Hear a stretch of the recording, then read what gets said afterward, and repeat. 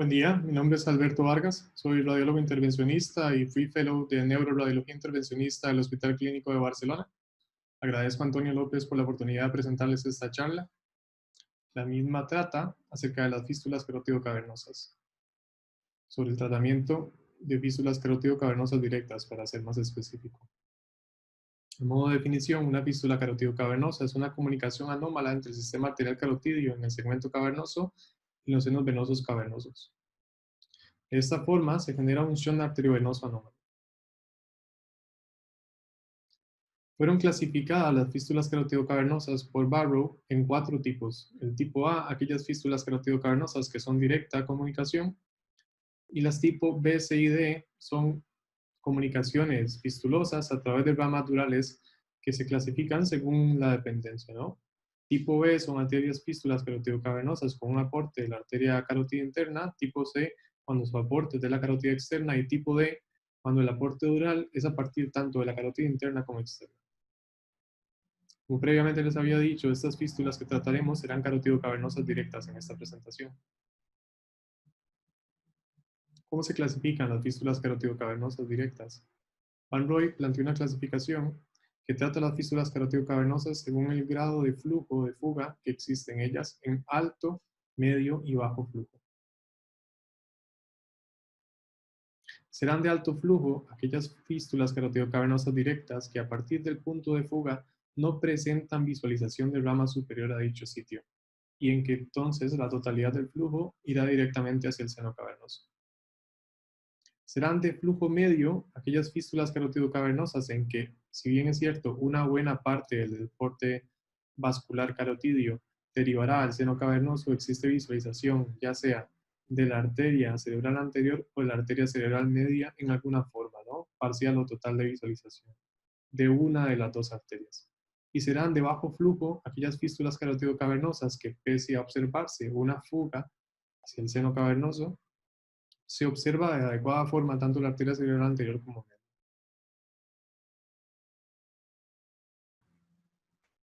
¿Dónde drena el seno cavernoso? Bueno, el seno cavernoso se comunica con distintas estructuras venosas. Anteriormente se comunica con la vena oftálmica superior, posteriormente con los senos petrosos y plexo basilar, inferiormente con el plexo pterigoideo, lateralmente con el seno esfenoparietal y medialmente se comunica con el otro seno cavernoso a partir del seno intercavernoso. En este diagrama podemos ver ambos senos cavernosos localizados en este sitio, siendo comunicados con el seno intercavernoso. Podemos ver que anteriormente se comunica con la vena oftálmica, lateralmente con el seno esfenoparietal y posteriormente con el seno petroso. ¿Cuál es la etiología de las fístulas directas? Bueno, la gran mayoría de ellas son postraumáticas. Son fístulas de alto flujo y se producen en aproximadamente 1 a 2% de los pacientes que presentan lesiones craneales severas en que se asocian fracturas de base de cráneo. Y su localización más frecuente en este tipo postraumático es en la porción horizontal de la arteria carótida interna. Pueden también ser postquirúrgicas o ser espontáneas, y estas espontáneas usualmente se asocian, ya sea a degeneración aterosclerótica o algún defecto congénito de la pared, a ruptura de un aneurisma de la arteria carótida interna, o trombosis de un seno dural, o colagenopatías, entre las que podemos citar brevemente Ehlers-Danlos, osteogénesis imperfecta, pseudoxanthoma elasticum, y decir además que usualmente ocurren más en mujeres de edad. ¿Cuáles serían las indicaciones de tratamiento urgente? Bueno, basándonos en esta publicación de Van Halbach, en que revisó retrospectivamente 155 pacientes, encontramos que existen criterios diagnósticos de tratamiento urgente, angiográficos y clínicos. Dentro de las indicaciones de tratamiento angiográfico está el drenaje venoso a venas corticales, la trombosis de la vena de salida, un ensanchamiento varicoso del seno cavernoso y la presencia de pseudoaneurismas. Y dentro de los criterios clínicos se encontraría el aumento de la presión intracraneal, la proptosis rápidamente progresiva, la hemorragia subaracnoidea o hemorragia intracraneal, los déficits neurológicos agudos y la pérdida de la visión. A modo de ejemplo, para ir entrando en tema, les traemos a esta paciente de 40 años que tuvo un accidente de tránsito hace 3 meses en que hubo hemorragia subaracnoidea, pero en teoría en ese momento no se observó nada más, que a los 3 meses consulta y se le hace una arteriografía en una clínica periférica en las cuales observan un punto de fuga en el seno cavernoso sin visualización de estructuras vasculares posteriores a este sitio, ¿no? Todo el flujo se dirige directamente hacia el seno cavernoso y drena tanto lateral como anteriormente en el seno fenoparietal y hacia venas oftálmicas. Al encontrar esto, los médicos, perdón, derivan al paciente al hospital clínico. En el hospital clínico optamos por un abordaje intraarterial, perdón, en que usamos un balón y coils para tratar de sellar el seno cavernoso con coils, que nos pareció la opción más lógica en este paciente. Usamos en esta primera oportunidad 13 coils. Y en el momento de poner el 13º coil, observamos que ya había una disminución significativa de la cantidad de flujo que tenía el seno cavernoso y una adecuada visualización del árbol arterial distal al sitio de fuga, con lo cual nos encontrábamos satisfechos con el abordaje planteado y se decide terminar en este punto el abordaje. Acá podemos ver las imágenes finales en las cuales observamos el empaquetamiento que hicimos del seno cavernoso, la presencia de un flujo muy lento posterior y la buena visualización que tenemos de las arterias distales al punto de fuga, con lo cual nos parecía una buena opción terminar el tratamiento en este punto, esperando que con el empaquetamiento que producimos sobre el seno cavernoso, la fuga residual que quedase se ocluyese. Sin embargo, la paciente reconsulta a los 3 meses y a los 3 meses presenta una persistencia de la fuga del seno cavernoso con presencia de oclusión de la vena oftálmica, o sea, de flujo hacia vena oftálmica y hacia venas oculares, con un exoftalmo presente en la paciente, razón por la cual, tanto desde el punto clínico como por el tratamiento, debido a la persistencia de la fuga, se plantea un retratamiento. En ese momento, en comité disciplinario, volvemos a plantearnos la pregunta clínica, ¿no? ¿Cuál sería la mejor opción de retratamiento en esta paciente? ¿Sería intraarterial nuevamente con coils o colocar más coils y asociarlos a la presencia de algún stent? ¿Usar Onyx en el punto de fuga para asegurarnos de que ya no vuelva a existir? ¿Colocar un flow diverter en este sitio, pues que ya habíamos usado coils en un primer momento? ¿O a realizar una oclusión carotidia para del todo eliminar la fístula? Pero nuestra opción fue volver a tratar vía intraarterial y volver a colocar el COIS en este sitio para tratar de hacer un mayor empaquetamiento del seno cavernoso y que este mayor empaquetamiento cerrase la fístula. Y hemos hecho esto colocando 14 COIS adicionales en esta segunda oportunidad. Ya podemos ver que en este caso, luego del retratamiento, no observamos ningún punto de fístula en el área en que antes lo observábamos, o sea, hemos logrado ocluir adecuadamente la fístula con este nuevo empaquetamiento. Sin embargo, durante la colocación de los últimos coils, observábamos algún tipo de movimiento de los coils intraarterialmente, por lo cual decidimos inflar un balón para tratar de compactar esos coils y colocar un stent tipo Atlas en este sitio para cerciorarnos que no hubiera en algún momento migración. Estas ya son las imágenes finales del tratamiento, en el cual observamos ausencia completa de la fístula y una adecuada visualización del árbol arterial, ¿no? Sin ningún tipo de problema, se ven todas las arterias superiores al punto de fuga y no hay fístula. Por lo cual el tratamiento desde un punto de vista terapéutico se considera satisfactorio. Esta paciente es derivada para control posterior al tratamiento de SPIES y en esta cita de control que tiene la paciente ella refiere una hipoestesia residual en la cara y presencia de visión borrosa que no tenía previo ni al accidente ni posterior al primer tratamiento, sino después del segundo tratamiento, o sea, secundario al tratamiento que hemos hecho con empaquetamiento. Ya que hemos hecho esto nosotros, empaquetando el seno cavernoso, nos planteamos en este momento la pregunta clínica otra vez, si esto fue bien hecho, si realmente accesar a la paciente vía arterial para colocar nuevamente coils en el seno cavernoso y empaquetar aún en mayor cantidad de este seno ha sido el tratamiento correcto o debimos haber hecho alguna otra cosa, colocar algún stent, Onyx, flow diverter o haber hecho una oclusión carotidia que no dejase un par craneal afecto en la paciente. ¿Qué nivel de evidencia existe respecto a esto? ¿Existe alguien que haya mencionado que la empaquetación o la sobreempaquetación del seno cavernoso produce un daño sobre algún nervio o puede producir algún daño que sea latente y crónico? Pues sí, sí que lo hay.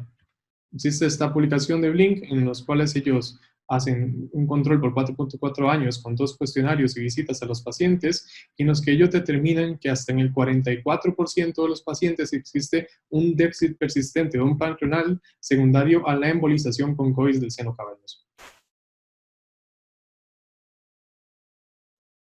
¿Cuántos de esos pacientes eran fístulas carotidocavernosas directas? 11 de estos pacientes.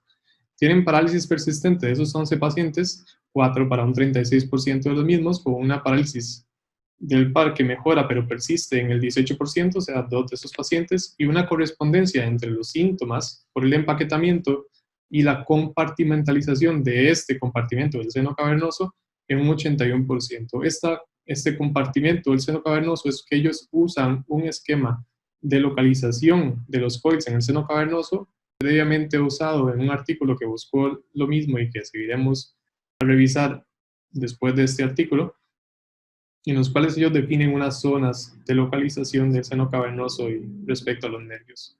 El par craneal afecto en estos pacientes fue el sexto en el 31%, el sexto y el tercero en el 25% y el quinto en el 100% de los pacientes en que se presentó este par.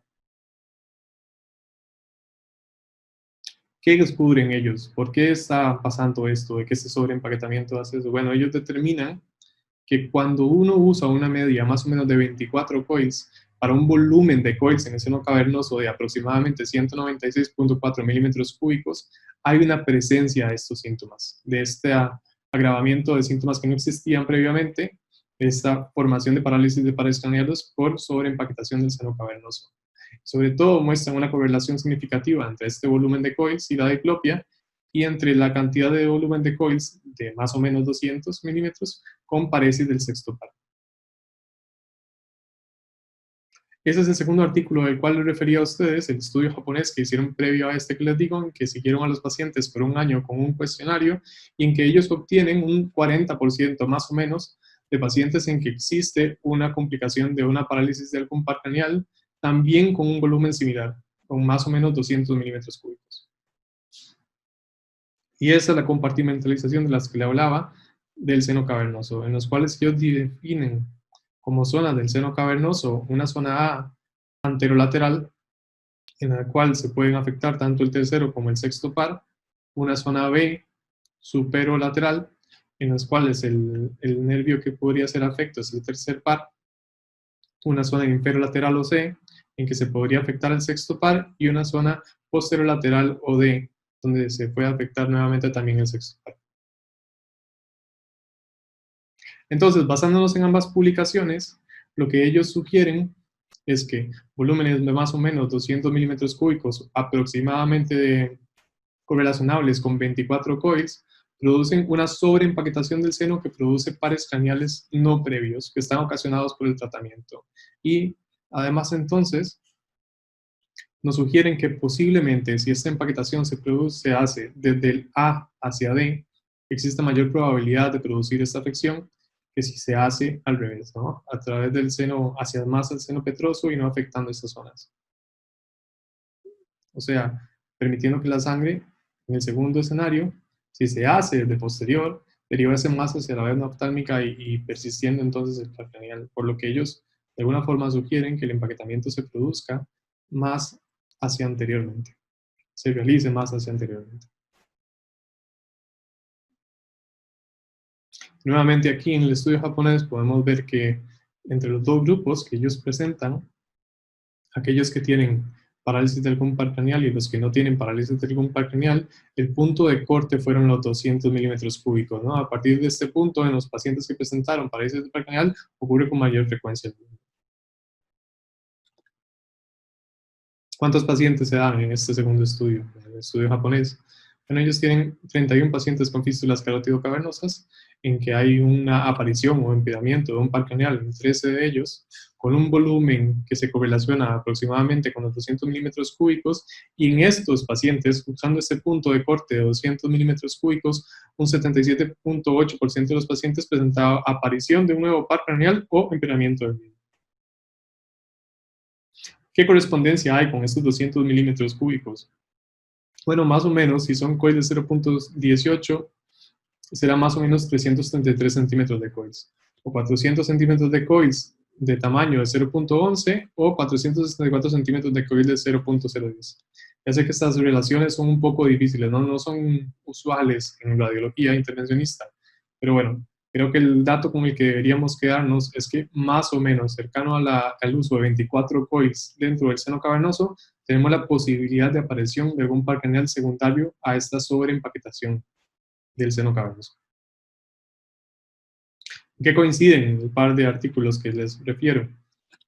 Pues coinciden en la correlación que existe en zonas de embolización, coinciden en el volumen de coils necesario para producir pares craneales y coinciden más o menos en el porcentaje de aparición de par craneal, ¿no? En un 44% en el primer estudio y más o menos aparece un par craneal en el 39% de los pacientes en el segundo estudio. ¿En qué difieren? Difieren en la forma de cuantificar los foils, ya que en el primer estudio usan un volumen y media y en el segundo solo usan volumen.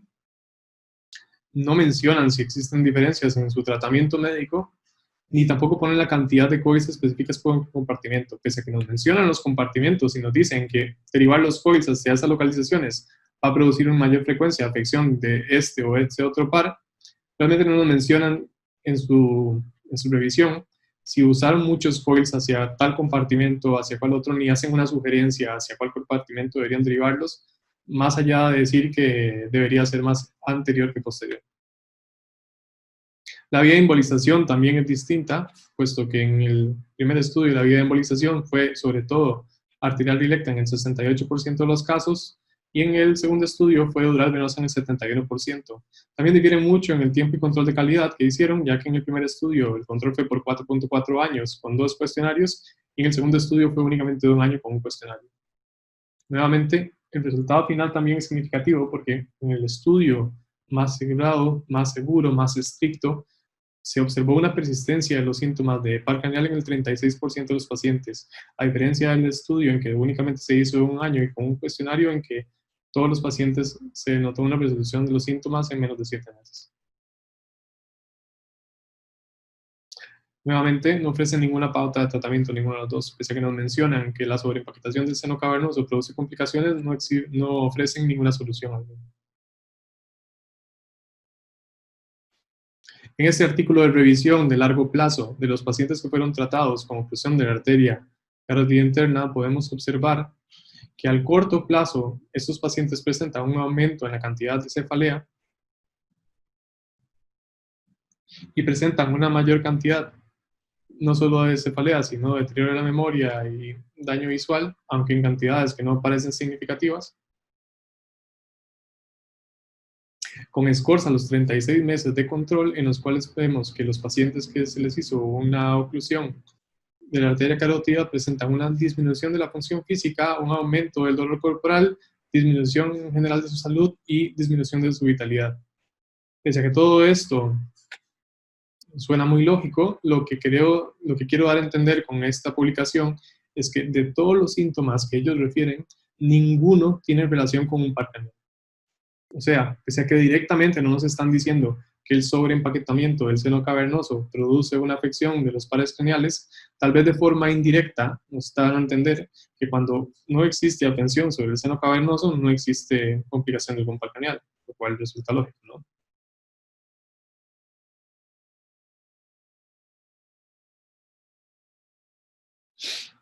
Y si comparamos esto con el uso de Onyx, ¿qué existe en la literatura acerca de el outcome a medio y largo plazo en el uso de Onyx? Bueno, en esta publicación, en que ellos cuentan con 25 pacientes en total, en que realizaron procedimientos de embolización con Onyx en fístulas carótido-cavernosas, hubo una oclusión satisfactoria de la fístula en el 100% de los pacientes, sin ninguna fístula tratada de forma parcial y sin recanalizaciones de las fístulas, pero con complicaciones. Hasta en un 16% de los pacientes que fueron tratados existieron complicaciones y de forma específica en los pacientes en que tenían fístulas carótido-cavernosas directas de tipo A de Barrow, hubo complicaciones en el 50% de estos pacientes, con presencia de parálisis de pares craneales e infartos embólicos. Por lo cual, si hasta en un 50% de los pacientes que tratamos con Onyx en fístulas carotidocavernosas directas van a tener una afección de un par craneano o émbolos, ese no pareciera ser la mejor forma de tratar a estos pacientes. Entonces, buscando alguna otra solución que no sea el uso de Onyx ni el sobreempaquetamiento, ¿qué más opciones existen para el tratamiento de fístulas cavernosas? Pues eso es lo que planteamos hoy en este Combine. Si es posible tratar las fístulas carotidocavernosas directas con diversores de flujo. ¿Y qué evidencia científica existe al respecto? Hay básicamente 4 publicaciones que hablan respecto al tratamiento de las fístulas carotidocavernosas con un diversor de flujo. Este es el último de todos esos artículos que sumariza lo que se ha encontrado en los artículos previos y en los cuales podemos ver que el que más lo ha tratado de hacer sobre todo es Wendell, ¿no? Y que tiene fístulas carotidocavernosas tratadas de forma única o asistida con un diversor de flujo. En general, ¿cuántos pacientes han sido tratados? El estudio menciona 27 pacientes, en que todos, con un porcentaje de oclusión del 100%, fueron tratados satisfactoriamente. De estos, un 37% de las fístulas eran iatrogénicas.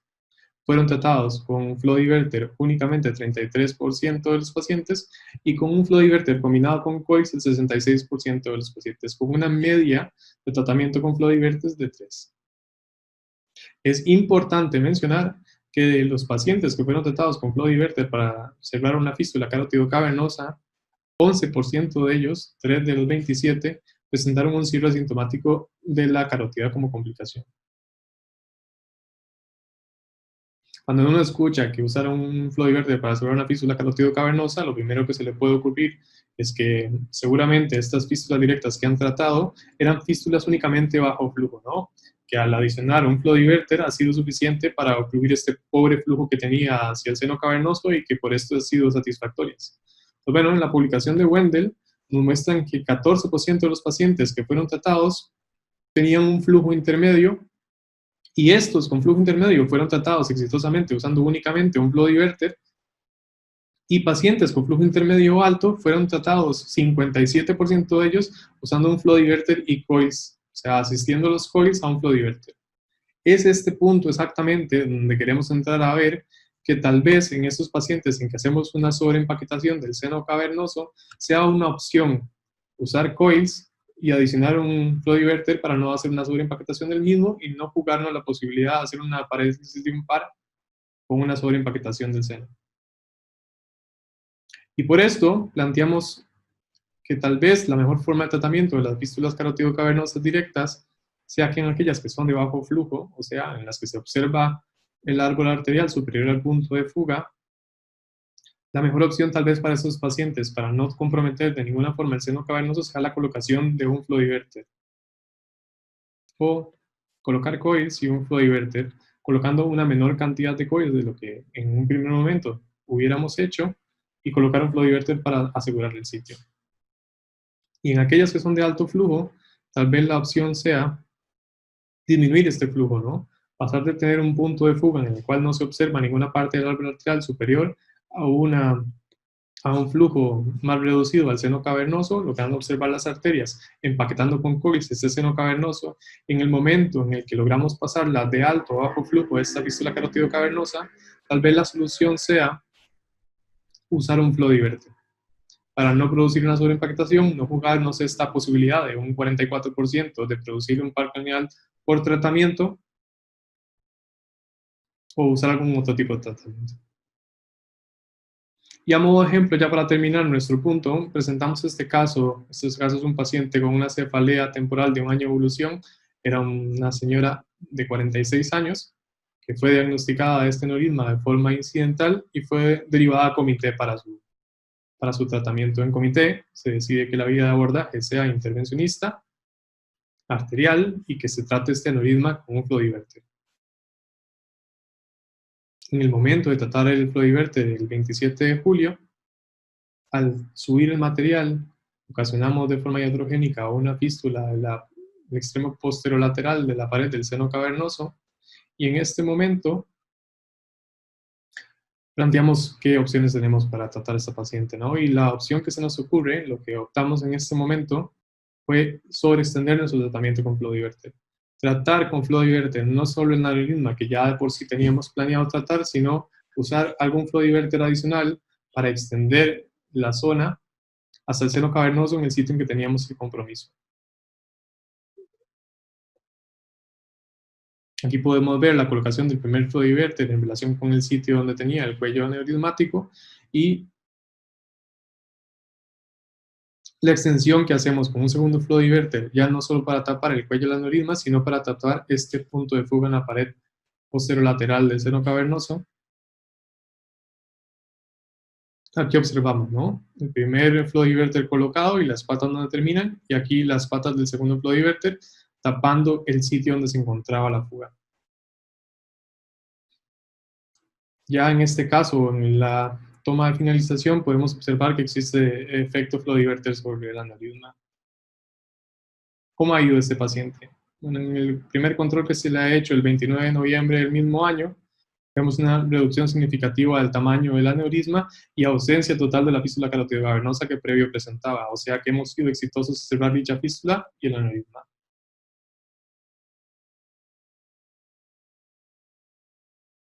En este segundo control, realizado 2 años después del tratamiento, podemos ver que ya ese aneurisma residual que presentábamos no existe, o sea que hemos logrado tratar adecuadamente no solo el aneurisma, sino también la fístula carotidocavernosa, sin usar ningún coil sobre el seno cavernoso, usando únicamente diversores de flujo. Por esto, nuevamente, les volvemos a mostrar el esquema que previo les habíamos dicho, en que nosotros consideramos que puede ser una opción de tratamiento para las fístulas carotidocavernosas directas, el usar un flow diverter en aquellas fístulas que son de bajo flujo, o coils en una menor cantidad de lo que en un principio se hubiera utilizado para empaquetar en algún grado el seno cavernoso, pero sin sobreempaquetar y usar un flow diverter para terminar de asegurarnos la oclusión de dicha fístula. Y en aquellas que son de bajo flujo, de alto flujo, perdón, tratar de disminuir este flujo empaquetando el seno cavernoso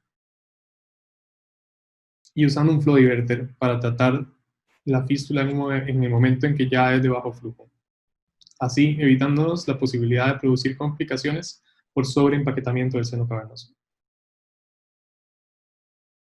Y eso es todo. Agradezco mucho por su atención y espero que les haya gustado la presentación. Un saludo a todos.